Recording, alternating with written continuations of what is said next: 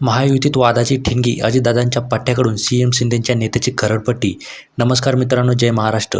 आगामी लोकसभा निवडणुकीसाठी महायुतीच्या जागावाटपाचा तिढा अद्याप सुटलेला नाही. मात्र तरी देखील बारामती लोकसभा मतदारसंघावर अजित पवारांच्या राष्ट्रवादीने दावा सांगितला आहे.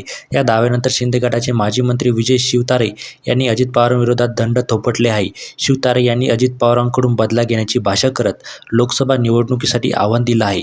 या आव्हानानंतर आता अमोल मिटकरी चांगलेच भडकले आहे. त्यामुळे महायुतीत वादाची ठिणगी पडल्याची चर्चा आहे. खरं तर विजय शिवतारे यांनी अजित पवारांविरोधात दंड थोपटल्यानंतर अमोल मिटकरी चांगलेच संतापले आहे. एकनाथ शिंदे साहेब शिवतारेंना आवरा. त्यांच्या बोलण्यात हलकटपणाचा कळस केलाय. महायुतीसोबत राहून जर दादांविरुद्ध बोलायचा उन्मत्तपणा कमी करत असतील तर आमचाही नाईलाज होईल, असा थेट इशारा मिटकरींनी दिला आहे.